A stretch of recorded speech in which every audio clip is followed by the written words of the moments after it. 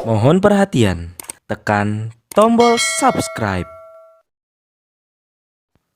Terima kasih atas perhatiannya.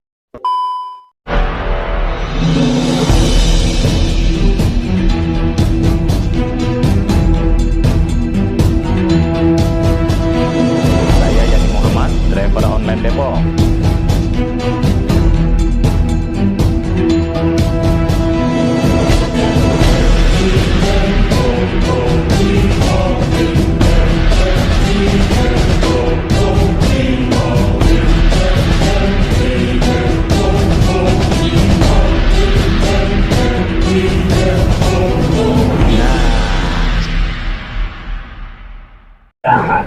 Bismillahirrahmanirrahim. Assalamualaikum warahmatullahi wabarakatuh. Waalaikumsalam warahmatullahi wabarakatuh.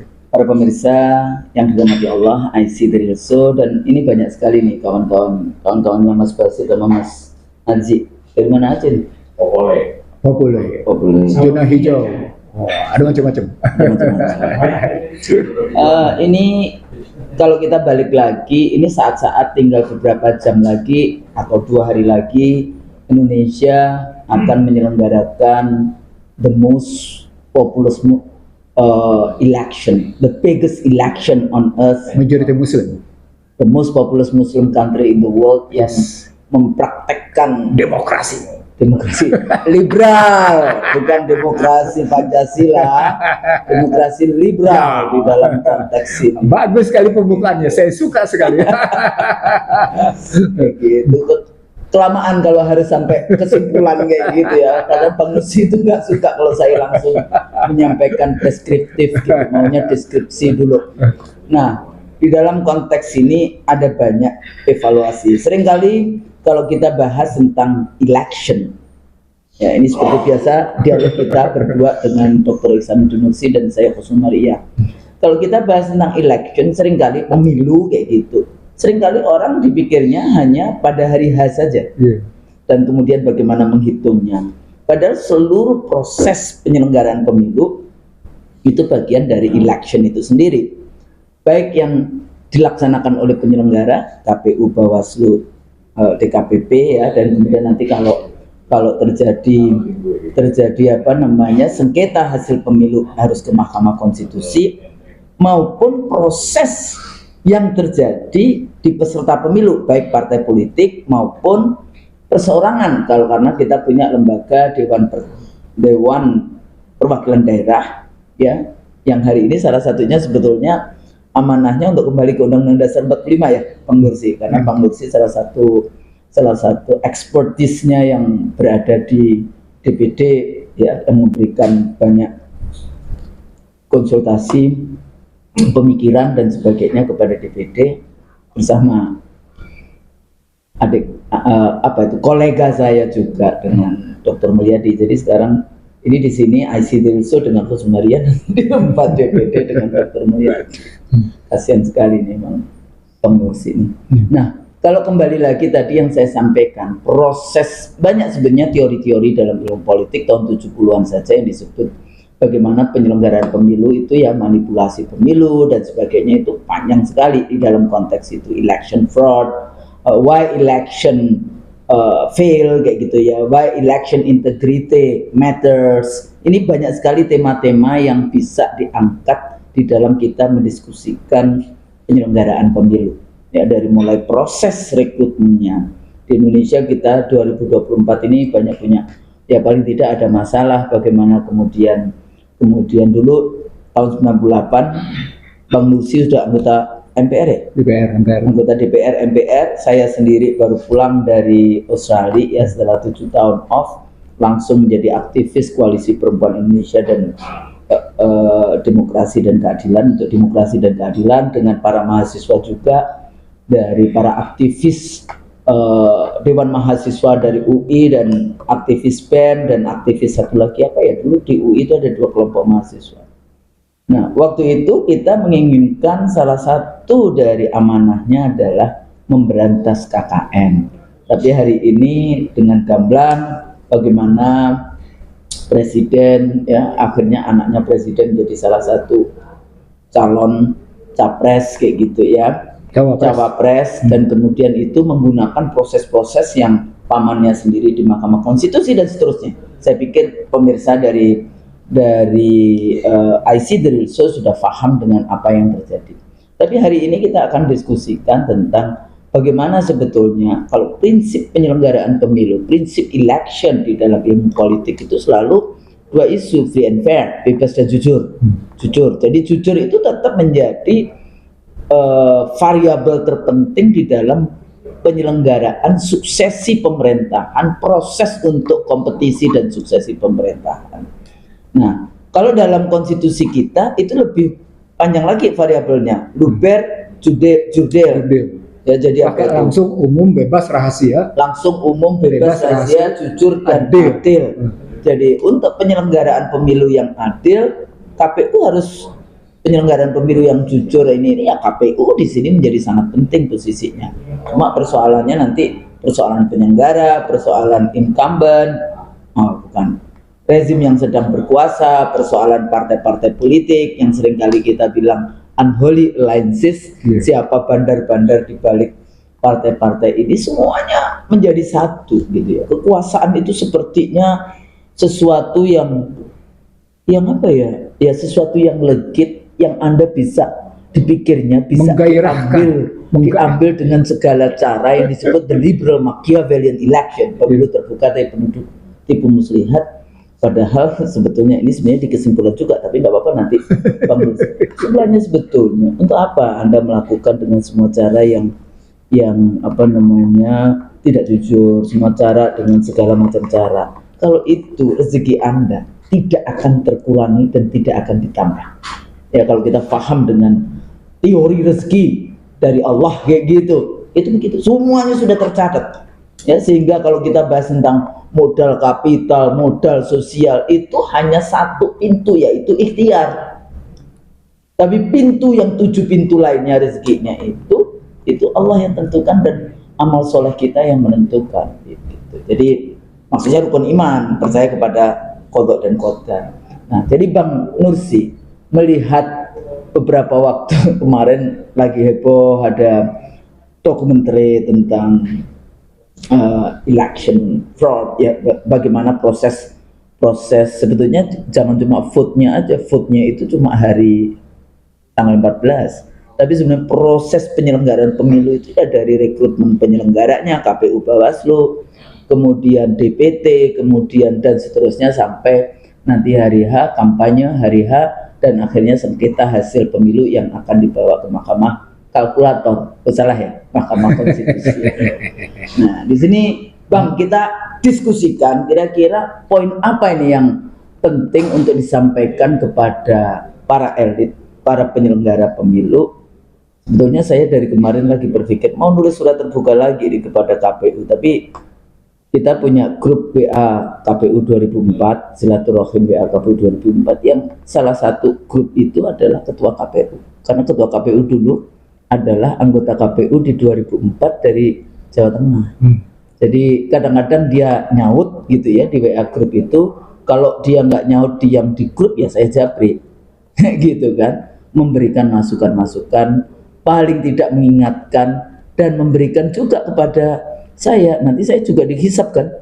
Kamu tahu Kusno tentang penyelenggaraan pemilu, kok kamu diem saja padahal kamu bisa japri itu ke orang-orang itu ya, seperti itulah. Insya Allah dengan bismillah mudah-mudahan ikhtiar kita mendiskusikan ini juga bagian dari ikhtiar untuk memperbaiki sistem penyelenggaraan pemilu di Indonesia. Nah kita uraikan ini Bang, dari mana ini kita mulai?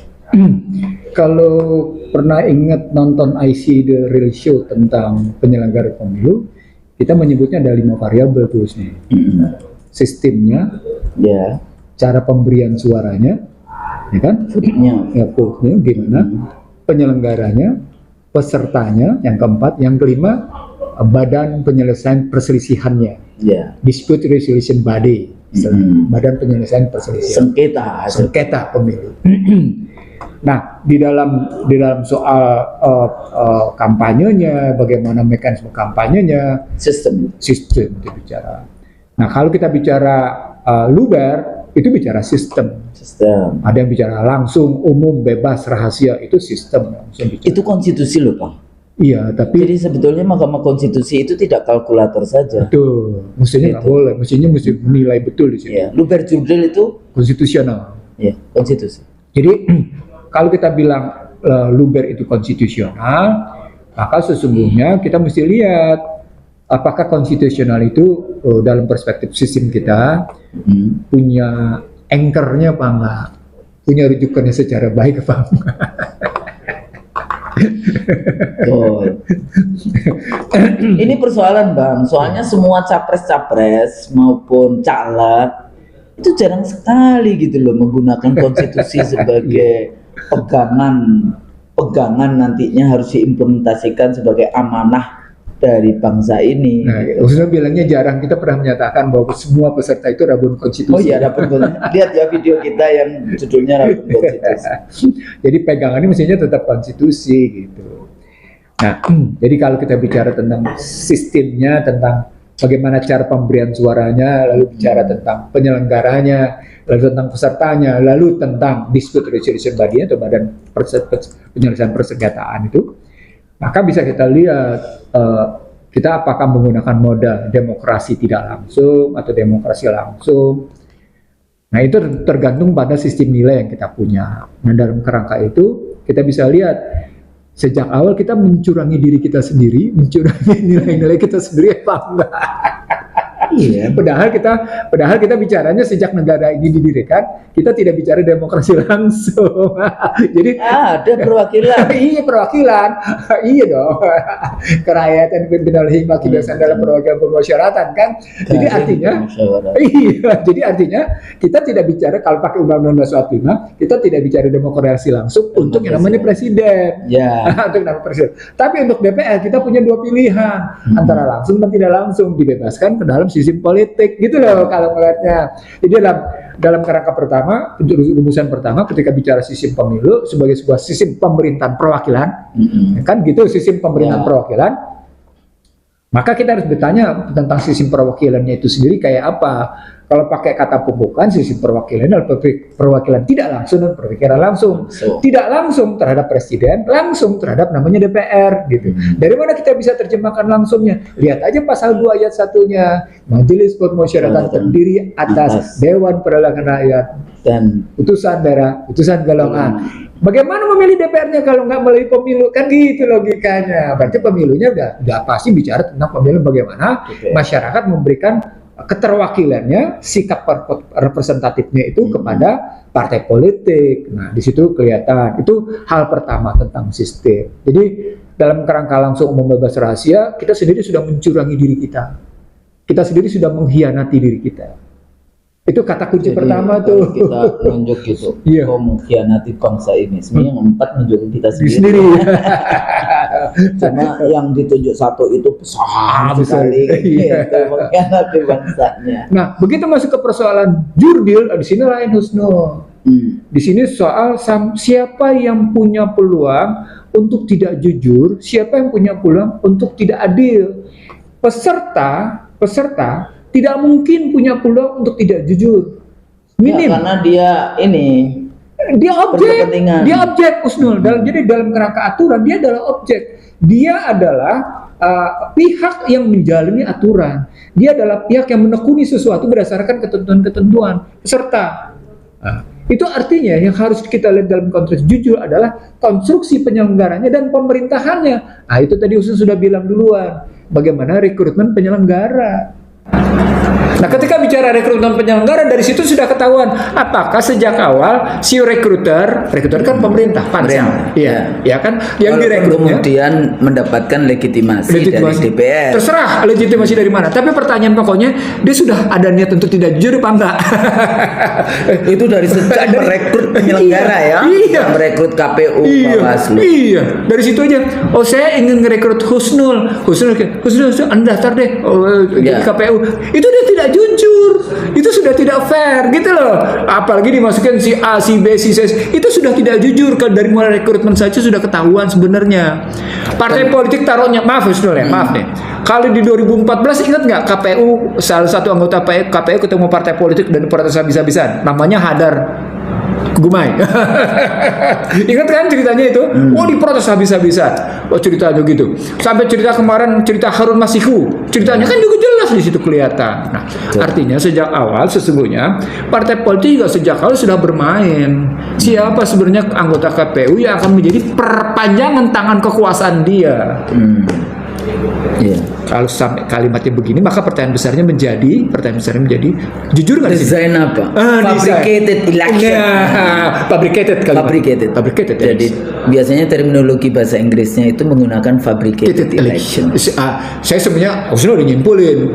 Artinya sesungguhnya satu pemilu yang bisa difabrikasi. Ketika sebuah pemilu yang difabrikasi, maka bukan hanya persoalan penyelenggaranya, tapi juga persoalan pembentukan opininya. Iya. Ketemu dengan jajak pendapat. Penggiringan Opini itu bagian dari fabricated election. Ini kita sedang melakukan pembelajaran jadi kita detailin. Termasuk yang namanya di situ tokoh masyarakat, tokoh pelobi, pembuat iklan, media massa, itu fabricated election. Itu kata Joe Klein. Dan bahasanya itu biasanya dianggapnya ini sudah pemilu yang demokratis, peran media, peran lembaga survei, peran itu ya tokoh-tokoh masyarakat. Padahal sesungguhnya telah terjadi sebetulnya kejahatan pemilu. Difabrikasi kayak gitu. Jadi penggiringan opini. Tapi itu kan penelitian menggunakan diksi ilmiah. Penelitian. Survei.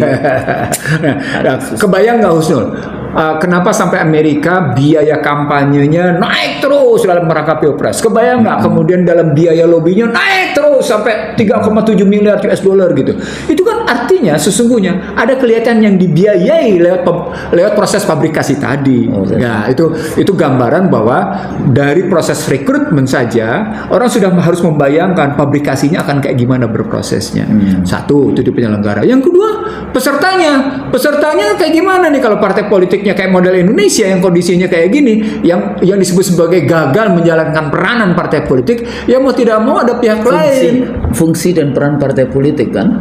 Fungsi pendidikan politik gagal, fungsi rekrutmennya gagal kayak gitu ya. Fungsi sosialisasi, komunikasi politik dan sebagainya. Dan terakhir kalau di diskusi IC Drilso itu kan substansi yang kita sebut sebagai formulasi kebijakan. Contoh paling nyata bentuk kegagalan itu adalah masuknya Gibran ke Prabowo Subianto. Bayangkan nggak, PDIP punya calon sendiri tuh, Ganjar Pranowo, ya kan? Gibran itu asal muasalnya PDIP, lalu bisa lari ke Prabowo Subianto. Itu apa tuh artinya peranan partai politik? Dan masih pegang ini kartu partainya di PDIP. Sama seperti juga soal PSI itu, lupakan itu. Tapi saya ingin mengatakan ini sistem politik. Jadi ketika kita bicara tentang rekrutmen, rekruter dan partai politik, maka kita mau tidak mau balik ke dalam sistem pemilunya. Ketika bicara sistem pemilu, kita mau tidak mau bicara tentang sistem politiknya. Gitu ngelihatnya Husnul. Nah, terbukti nih dari 3 komponen kita bicara sistem pemilunya, penyelenggaranya, terus kemudian cara pemberian suaranya, penyelenggaranya, pesertanya. Kita sudah dapat simpul sederhana, rusaknya sistem politik Indonesia. Rusak. Demokrasi udah nggak onsil lagi. Demokrasi di apa? Demokrasi di hijack oleh 1-2 manusia. Lalu bilang kembalikan keteladanan. Keteladanan apa? Udah nggak bisa mengembalikan keteladanan, berhenti. Yang jelas itu berhenti mestinya. Ya. Tapi kan banyak kalangan akademisi menyatakan kembalikan keteladanan. Ini apa sih? Kalau selamatkan demokrasi nggak apa-apa, kan baru bangun tidur. Enggak, kita ngomong udah lama. Kita alhamdulillah. Senang kita senang. Ada profesor-profesor dari kampus-kampus, tapi kita karena kita ngomong udah kapan tahu. 2012 kita sudah ngomong. Sudah. Artinya baru yang terakhir ketika bicara juga soal badan penyelesaian persengketaan. Coba ketika yang namanya MK memutuskan Bawaslu dulu, dari Bawaslu bukan, kita pindahin dulu, nanti baru kita pindah ke sebelah. Oke. Baru kita pindah. Kan Badan Penyelesaian Persengketaan asal mulanya ada di Mahkamah Konstitusi soal Iya, perhitungan iya. suara. Betul. Maka mau Itu tidak mau fungsi kita bawa turunannya. Turunannya adalah soal pencalonan. Karena yang digugat adalah soal undang-undang pemilu. Itu MK punya enggak sih sebetulnya? Saya ini kadang-kadang sama orang hukum ini bacanya cuma pasal-pasal doang. Enggak, maksud saya cara pandang. Jadi kalau saya mengajukan sama Husnul, begini cara pandangnya, ngelihat coba secara utuh. Iya. Jadi bagaimana satellite views, helicopter point of views, lalu ke earthbird views, baru kemudian detailing views, itu kan mesti konsisten nih ngelihatnya. Iya. Satellite Jadi view ada- kayak apa? Helicopter view kayak apa? Dari Maka- kayak di zoom, akhirnya ketahuan semuanya. Nah, Kayak gitu. Jadi ibarat mikroskop kita yang berapa ratus kali gitu, yang nggak bisa kelihatan mata bisa kita bongkar. Oh, bukan ini tuh strukturnya. bongkar, akhirnya ketahuan. Mestinya begitu cara pandangnya. Jadi ketika Jadi kita sengketa membahas- tadi gimana? Sengketa tadi. Nah, begitu kita bicara sengketa tadi, misalnya akhirnya MK 90 menyatakan ada pelanggaran etik berat dan dampak etik berat hanya sekedar pencopotan jabatan. Dan masih Penjabatan jadi anggota. jabatan, betul. Jabatan ketua. Penjabatan tidak itu. Ketua. Lalu kemudian bergeser dengan DKPP juga terjadi pelanggaran etik, maka apa dong peserta penyelenggaraan pemilu artinya? Ya sebetulnya Sebuah sudah penyelenggaraan delegitimate. Nah, itu yang saya bilang. Aspek legal karena mereka tidak mau digugat secara hukum, dan mereka penuhi, yuridis legal terpenuhi. Tapi yuridis sosiologis, yuridis filosofis mereka tidak penuhi. Tapi kenapa ya? Apakah ini kadang-kadang siapa dulu yang budayawan yang selalu mengatakan karakter bangsa Indonesia? Muhtar Lubis. Mukhtar Lubis ya. Pak, ini berhubungan dengan karakter kita gitu ya. Mestinya MK sudah memutuskan kayak gitu. Ketua MK mestinya turun. Dan sebetulnya yang putusan MK menjadi delegitimate, maka Anda harus mundur. Di dalam politik itu kayak gitu mestinya. Kan enggak, karena di Indonesia asal muasalnya sebelum-sebelumnya MK sendiri salah membenarkan para koruptor yang sudah bebas ikut dalam pemilu sebagai hak asasi manusia. Itu double standar cara pandangnya. Apa artinya? Putusan itu tanpa etika, tanpa moral. MK sendiri salah ketika membenarkan mereka yang sudah terbebas dari hukuman korupsi dan sudah menjalankan, itu berarti masyarakat sudah menghukum dan masyarakat sudah menerima kembali, maka tetap punya hak politik. Itu MK tidak mempertimbangkan soal etika dan moral. MK hanya mempertimbangkan yuridis legal. MK tidak mempersoalkan yang namanya yuridis sosiologis, yuridis filosofis. Lepas di situ dalam kerangka itu. Maka saya bilang, ketika hukum tanpa moral, dia liar. Dia liar. Ketika hukum tanpa basis Tapi sosiologis, bahasanya itu Bang selalu mengatakan nggak ada pasalnya karena etik Itu karena tadi. kan di atas, dia sebetulnya mestinya lebih tinggi dibandingkan. Husnul, kita pernah bahas moral itu sumbernya agama. Ya. Etika itu sumbernya nilai-nilai sosial yang berkembang dalam masyarakat. Ketika ada orang angkat tangan kayak gitu, itu tidak punya etiket namanya, bukan tidak punya etika, tidak punya etiket. Etikanya bermasalah. Nilai-nilai yang diambil dalam masyarakatnya itu bermasalah sehingga etiketnya nunduk-nunduk dengan angkat-angkat tangan. Itu dia tidak punya etiket namanya. Dia tidak punya etiket, bukan tidak punya etika. Apa artinya? Serapan nilai-nilai dari kondisi masyarakatnya itu tidak masuk ke dalam diri sepenuhnya, cuma sebagai sebuah sandiwara. Maka muncul dia tidak punya etiket. Itu namanya gitu. Beda dengan dia tidak punya moral. Moral lebih tinggi lagi karena sumbernya dari nilai agama. Nah, itu yang kita ambil. Itu pernah kita bahas juga IC the ratio. Oke. Sekarang kita pindahin. Kalau MK putusan begitu, DKPP putusan begitu, maka kemudian ada pembenaran terhadap yang sudah bilang, ya mau tidak mau dong putusannya begini. Itu karena latar belakang putusan MK sendiri yang membenarkan para koruptor yang sudah menjalani hukuman boleh untuk ikut yang namanya pemilu. Apa problematiknya? Tidak dipenuhi prinsip etika dan moral dalam kehidupan bermasyarakat dan berbangsa. Apa poinnya? Apa poinnya? Apa? Anda membenarkan distrust itu berkembang dari masyarakat. Distrust, Husnul. Dia tidak dalam kata kunci hukum, tapi distrust, ketidakpercayaan. Nah, ketika kepercayaan ini dibeli dengan uang, jadi masalah dia. Ketika kepercayaan itu dibeli dengan uang, yang saya sebut sebagai Dengan uang, dengan perempuan, laki-laki. Saya selalu ngomongnya diganti tidak cuma harta tahta dan wanita, tapi harta tahta dan pria. seks. Jadi seks bisa laki, bisa perempuan di dalam konteks. Jadi artinya Kacau. Artinya ketika kita bicara tentang kecurangan, dia dimensinya bukan hanya dimensi dalam dimensi hukum. Makanya kalimatnya wailul lil mutaffifin. Celaka dia. Gitu Curang itu melihatnya. celaka pasti. Dalam pengertian wailul itu artinya dia sudah ada pada level di mana dia bisa menghadapi kecelakaan berat, dia bisa menghadapi kecelakaan sedang, dia tidak mengalami kecelakaan ringan. Mesti dilihat kalau sampai posisinya pelanggaran etiknya berat, dia pasti kena kecelakaan yang berat. Dalam kasus pemilu Indonesia di mana ceritanya tentang pemimpin tertinggi, bangsa ini sedang kemana sesungguhnya? Walaupun sebetulnya ya kalau mereka itu beriman dan bertakwa, ya, kalau dia hari ini duduk di istana, itu saya yakin sudah ada catatannya di Lauh Mahfuz sana dia bertanya, untuk apa dijemput? Tapi ya karena di dunia itu ujian manusia kan di situ ada syaiton juga di sana. Iya, poinnya sebenarnya Anda mau nggak mendengar suara hati nurani Anda. Jangan punya telinga tapi tidak mendengar. Jangan punya mata tapi tidak melihat. Jangan punya hati tapi beku. Ini tadi Allah semua- memberikan itu semua pada Anda untuk tetap berjejak dan menapak pada kebenaran dan kebaikan. Bukan berjejak pada kebengisan, kebuasan, keserakahan dan kezaliman. Nggak bisa sombong, begitu. Iya, kosong. sombong, Oh. serakah, berkuasa. Iya, nggak bisa itu. Ya, seperti ini miliknya dia. Anda hebat kalau bisa ngalahin saya, Husno. Oh gitu ya. Iya. Ada Anda yang hebat. tersinggung gitu juga kan? Katanya kita ini padahal sebetulnya ya enggak, insya Allah lah IC dari Yusuf. Kalau kita karakter apa namanya, Karakter kita berbagi kita ilmu. berbagi ilmu. Jadi kalau ada yang Kita ada berkontribusi yang tidak ilmu. sesuai dengan kita ya nggak apa-apa juga gitu loh. Iya. Kita tidak memaksakan juga untuk kemudian bahwa kita itu the truth, enggak, the truthnya tetap Quran hadis Betul. dan pandangan ulama kayak gitu. Betul. Kan Nah. bukan kita itu cuma menyampaikan apa yang kita pikirkan dari berbagai macam sesuai dengan ilmu, sedikit ilmu, setitik ilmu yang kita miliki. Nah, balik sekarang, Husno.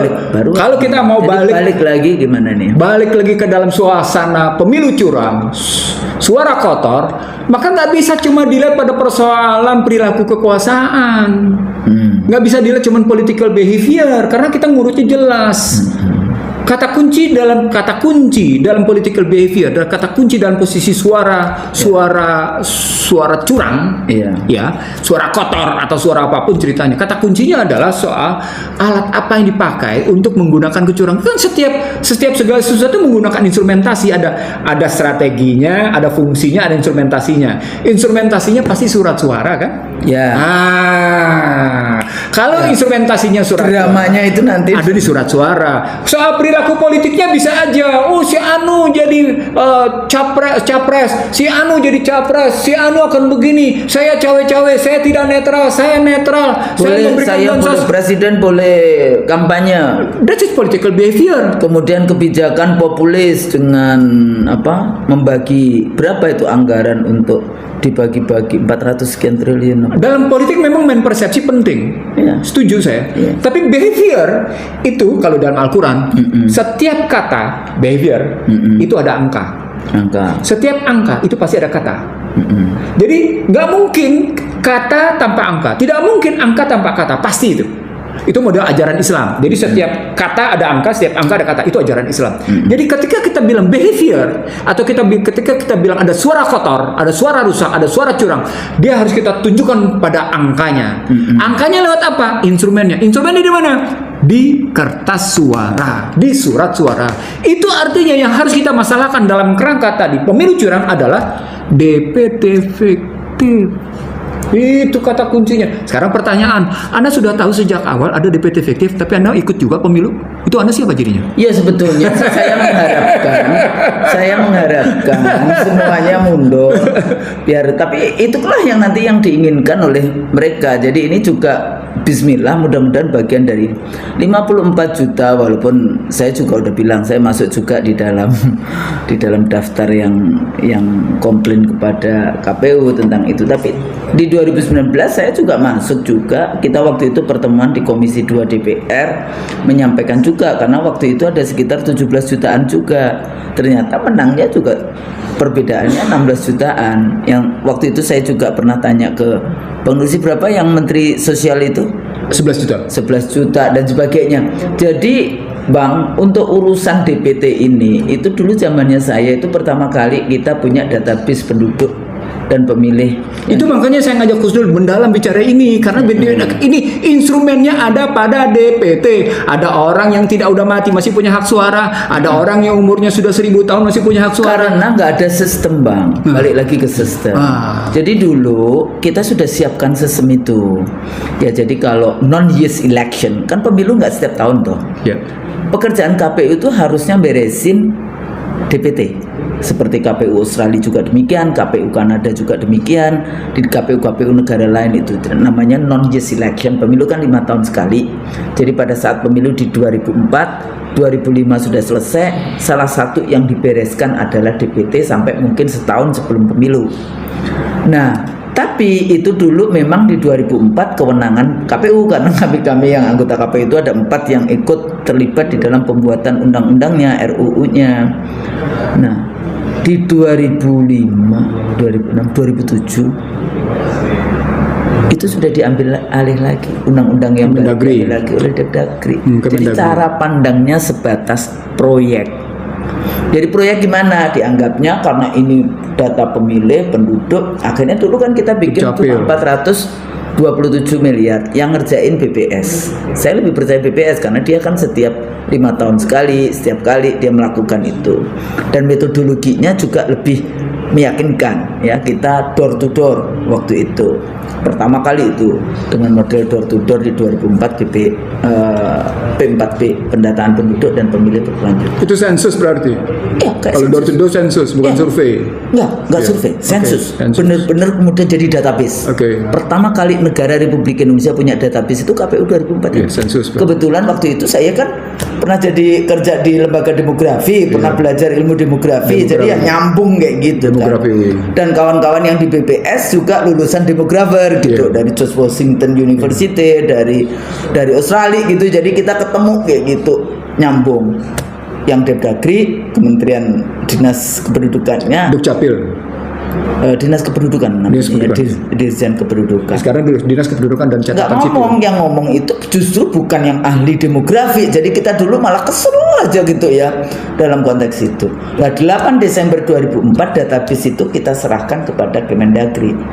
Undang-undangnya diubah, bukan di KPU lagi, tapi di Depdagri dengan biaya pemutakhiran doang nih 3,8 triliun. Dari 429. 427 miliar. 427 miliar. Dari nggak ada menjadi ada, 12 variabel termasuk data penyandang cacat. Ya. Pemilu 2009 dipegang oleh Depdagri, pemutakhiran Ya. 3,8. Untuk bukan bikin baru tuh ya. Database-nya kan udah dikasih. Iya.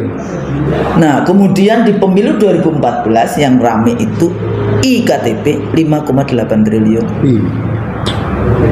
Itu pun KPU di dalam pemutakhiran, kesalahan dan sebagainya masih meminta Bappenas 1,6 triliun.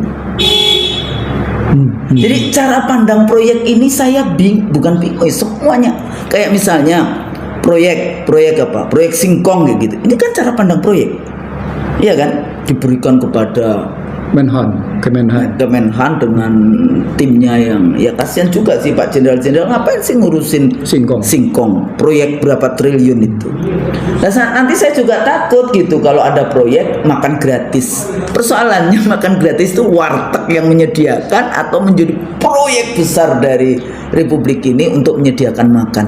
Jadi ini birokrat-birokrat di Indonesia itu cara pandang. Nggak ada itu yang tadi berpikir ke depan seperti apa yang Bang Nursi selama ini ajarkan kepada kita semua.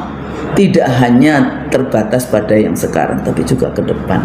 Nah, dulu ada 5 lembaga yang punya data itu. Depdagri dengan KTP-nya, KPU dengan pemilu sebelumnya, BPS. BKKBN, BPS setiap 10 tahun, tapi BPS itu tidak boleh mengeluarkan nama alamat laki perempuan. Iya. Terus kemudian baru yang terakhir itu BKKBN. BKKBN sudah. Bukan saatnya daerah untuk urusan DAU/DAK. Iya. Ya kan, daerah juga punya, maunya besar penduduk. Tambah dengan Kemensos tambahannya terakhir. Ya, tapi Kemensos kan nggak menyelenggarakan data sendiri, tidak. Dia mendapatkan dari ya. itu. Ya, ini yang bikin data waktu itu. Nah, akhirnya dengan data yang kita bikin, kita undang semua mereka itu, akhirnya mereka, oh iya ya, ternyata kita kacau sekali untuk urusan data-data itu. Nah, tapi Depdagri yang selama ini menganggap itu adalah proyek 5 tahunan, ya diambil lagi. Jadi hari ini, dulu akhirnya kita terima kayak gitu ya, hasil itu kesalahannya sedikit sekali sih, kayak misalnya Jawa Timur yang waktu itu 20 sekian juta, kurangnya cuma 23.000. Terus kemudian kita kasih kewenangan KPU daerah untuk mengecek yang mati, yang ini, yang pindah dan sebagainya seperti itu. Maka dulu ada yang namanya kartu pemilih tambahan, tapi itu nggak banyak, 23.000 untuk 20 sekian juta pemilih di Jawa Timur. Menurut saya Khususnya melihat ini ada konstruksi asing apa enggak? Lah ini persoalan. Ada kepentingan asing apa enggak? Dulu zamannya saya, bahkan saya itu didatangi oleh korporasi mau membeli datanya KPU dengan 30 miliar. Saya bilang, saya bikin 427 miliar. Ya memang saya bisa untung 30 miliar kalau saya kasihkan ke Anda. Tapi untuk negara, nah, baru setelah dipindahkan ke Depdagri, pada saat di KPU tidak ada korporasi atau private, swasta, nggak ada. Tapi pada saat di Depdagri, penyelenggaranya udah swasta. Kira-kira siapa? Maksud saya begini Husnul, kenapa sampai saya tanya kayak gitu Husnul?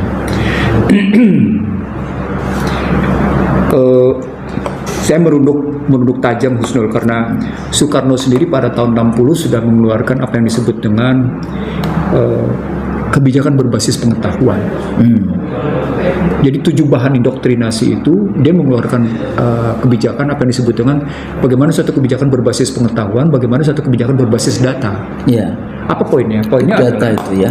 Poinnya adalah di tiap provinsi, makanya didirikan universitasnya tiap provinsi.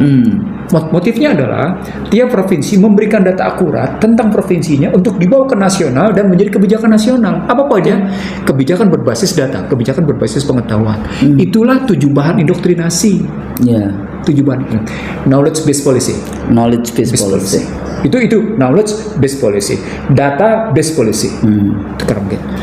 Sekarang kita tarik ke dalam era sekarang setelah yang namanya satu generasi lebih, tahun 60 ke tahun 2004 atau kemudian sekarang sampai 2024. Artinya sudah sekitar 2 generasi. Data kita masih amburadul. Tapi sebetulnya itu ada Sebentar, satu kopi. sebentar. Ini loh, sebetulnya masih ada satu kopi data yang 2004 itu saya simpen di IT KPU. Oh ya? Iya. Oh, berarti masih ada di server? Sebentar. Saya ingin mengatakan gini Husnul. Kenapa sampai saya pertanyakan keterlibatannya supaya enggak? Dengan kekacauan data kayak gini, maka asing enak ngacak-ngacak Husnul. Tidak pernah akan ada kebijakan akurat. Tidak akan pernah ada kebijakan aktual. Kenapa? Karena datanya tidak akurat, datanya tidak aktual. Nah, ini sebenarnya sudah ada risetnya Husnul. Oke. Sudah ada risetnya bahwa seluruh kebijakan di Indonesia itu tidak berbasis pada data akurat dan data aktual. Itu ada risetnya Husnul. Itu makanya saya ajak Husnul bicara hari ini untuk merujuk bahwa pemilu curang ini cuma bagian dari sebuah sistem kebijakan yang curang. Dan kebijakan yang curang itu dimainkan adalah kekuatan internal, kekuatan domestik, dan kekuatan luar. Agar kebijakan itu tidak pernah menemui sasaran. Agar kebijakan itu tidak pernah sungguh-sungguh akurat dan aktual. Dalam bahasa sederhana, presisi. Ya. Apa poinnya? Mendikte. Apa poinnya? Menghegemoni. Itu yang saya sebut sebagai 7I. Iya, 7I itu. Dan itu yang pernah selalu saya bilang, kenapa di BPN mesti ada orang Bank Dunia. Itulah. Waktu itu Bang, asing juga minta kayak gitu. Enak di lu, nggak enak di gue kan. Kenapa? Waktu itu kan ada kasus-kasus Ustadz Ba'asyir, ada kasus apa itu yang di Guantanamo, ya, di Amerika gitu ya. Guantanamo. Bang Bali juga waktu itu. Bang Bali. Enggak, maksudnya gini loh. Aku punya data, gitu ya. KPU punya data, bukan aku nih, maksudnya KPU, karena saya ketua divisinya waktu itu. Ya, KPU punya data ini. Lah enak nanti kalau bule-bule itu kemudian datang, kemudian ambil si ini semuanya ada datanya di situ. Nah, waktu itu tidak ada satupun orang asing, tidak ada satupun swasta yang kemudian punya, yang kita kan password. Ternyata terjadi sesudahnya password itu, sampai ini kepala bironya di KPU menelpon saya menangis-nangis karena salah satu anggota KPU memaksakan untuk pemutahiran data KPU itu meminta passwordnya. Dan yang mengerjakan, dan ini pernyataan Ketua KPU di Komisi 2, loh itu kan lembaga asing, kok dia dikasih password? Walaupun manusianya Indonesia tapi lembaganya kan asing. Mungkin bahasanya slavery-nya gitu ya, Ultramodern slavery-nya. ultramodern slavery-nya adalah orang Indonesia. Tapi if ya Anda berikan kepada para budak-budak ini, kemudian apa yang terjadi? Ya mereka pasti bosnya punya akses juga. Saya ingin- dan itu passwordnya diberikan. Wih, apa sih dampaknya sudah tahu nggak? Apa? Enak sekali mengarahkan Indonesia. Data di mereka. Washington. Gampang sekali mengarahkan. Jadi kalau Anda menguasai data, algoritma dengan kekuatan data, Anda gampang mengarahkan Indonesia kok. Itu loh, makanya sekali lagi saya bilang sama Husnul, saya ngundang Husnul kali ini untuk duduk segera Kok sebelum undang? Kita bukan duduk undangan bareng gitu ya. Iya, ngeduduk bareng Kita itu. dua-duanya sohibul bait. Jadi gimana nih?